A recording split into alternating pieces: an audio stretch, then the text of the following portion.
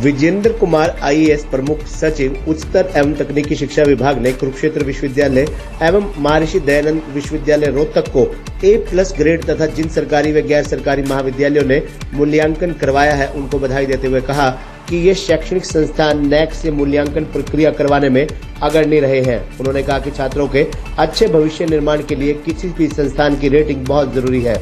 उन्होंने कहा कि अच्छे शैक्षणिक वातावरण के लिए ऊर्जा को सही दिशा में क्रियान्वित किए जाने की आवश्यकता है। उन्होंने कहा कि ऊर्जा का उपयोग टीचिंग एवं लर्निंग प्रक्रिया में ही किया जाना चाहिए। इसके साथ शैक्षणिक संस्थानों में ई-ऑफिस के तहत हर कार्य की समय सीमा तय होनी चाहिए। वे आज कुरुक्षेत्र विश्वविद्यालय तथा हरियाणा उच्च शिक्षा विभाग के संयुक्त तत्वावधान में विश्वविद्यालय के ऑडिटोरियम हॉल में हरियाणा के विश्वविद्यालयों एवं कॉलेजों के लिए NAAC की मूल्यांकन और प्रत्यायन प्रक्रिया विषय पर राज्य स्तरीय कार्यशाला में बतौर मुख्य अतिथि बोल रहे थे। इस अवसर पर विजेंद्र कुमार आईएएस प्रमुख सचिव उच्चतर एवं तकनीकी शिक्षा विभाग, राजीव रतन आईएएस महानिदेशक उच्चतर शिक्षा विभाग, कुरुक्षेत्र विश्वविद्यालय के कुलपति प्रोफेसर सोमनाथ सचदेवा, MDU के कुलपति प्रोफेसर राजवीर सिंह, JGU हिसार के कुलपति professor BR Kamboj, doctor Pratibha Singh, deputy adviser NAAC कुल सचिव doctor Sanjeev Sharma, dean academic affair professor Manjula Chaudhary, professor Brajesh Sani, professor Sanjeev Gupta, professor Anita Dua ने कुरुक्षेत्र विश्वविद्यालय की SDG इम्पैक्ट रिपोर्ट का अनावरण किया। उन्होंने कहा कि हरियाणा के माननीय मुख्यमंत्री मनोहर लाल द्वारा बजट घोषणा में सभी संस्थानों द्वारा 2023 तक राष्ट्रीय मूल्यांकन एवं प्रत्यायन परिषद द्वारा मान्यता लेने बारे कहा गया है। उन्होंने जेम पोर्टल के उपयोग पर भी जोर देते हुए कहा कि सरकारी दिशा निर्देशों को पालन करते हुए सामान खरीदने पर उसकी विशिष्टता का ध्यान रखें। इससे कार्य प्रणाली में पारदर्शिता सहित कई प्रकार की समस्याओं का समाधान होगा। उन्होंने सरकार द्वारा जल, जंगल, पृथ्वी, ऊर्जा एवं वायु सहित वेस्ट टू वेल्थ को लेकर एंटरप्रेन्योरशिप एवं केंद्र बनाने के बारे में जानकारी दी।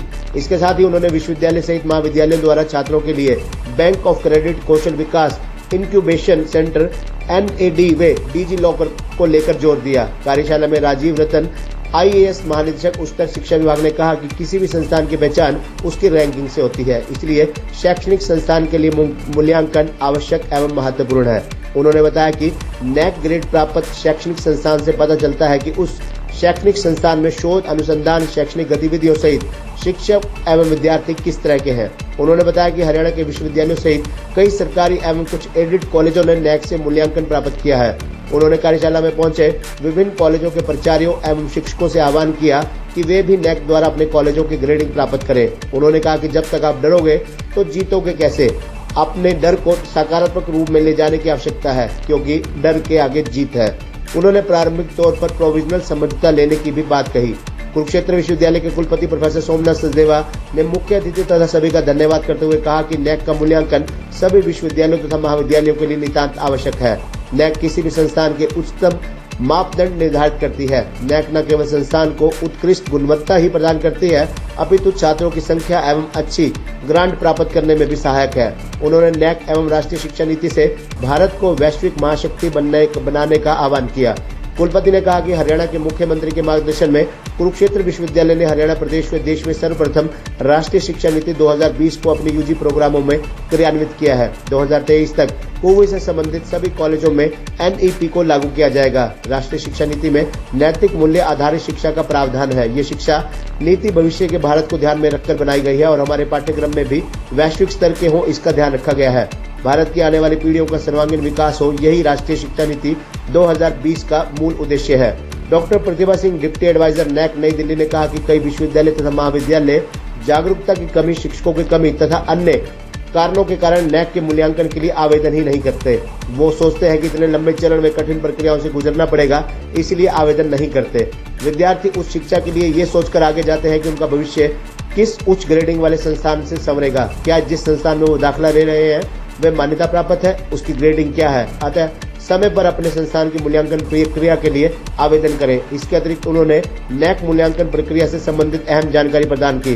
प्रथम तकनीकी सत्र में विषय विशेषज्ञ NAAC दिल्ली के deputy director doctor Pratibha Singh ने कहा कि छात्र किसी भी संस्थान के प्रमुख स्टेक होल्डर होते हैं। उनके रोजगार एवं उचित अध्ययन के लिए NAAC से जुड़ना जरूरी है ताकि उनका उज्जवल भविष्य सुनिश्चित हो सके।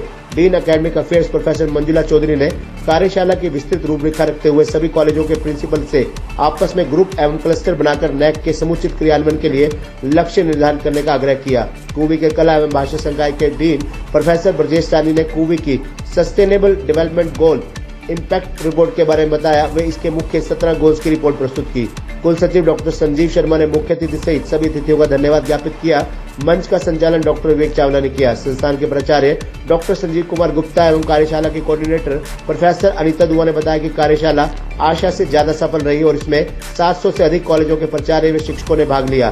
कार्यशाला में महर्षि दयानंद विश्वविद्यालय रोहतक के कुलपति प्रोफेसर राजवीर सिंह, कुलपति प्रोफेसर BR काम्बोज, कुलपति प्रोफेसर अर्चना मिश्रा, कुल सचिव doctor Sanjeev Sharma, professor Anil Vora, professor Pradeep Kumar, professor Amit Ludri, professor Dinesh Kumar, doctor Deepak Rai Babbar, professor Paramesh Kumar, doctor Mahasingh Punia, professor Ashwini Kush सहित डीन, डायरेक्टर, शिक्षक व बड़ी संख्या में प्रतिभागी उपस्थित रहे। खबरनामा रेडा के लिए डॉक्टर राजेश वधवा की रिपोर्ट।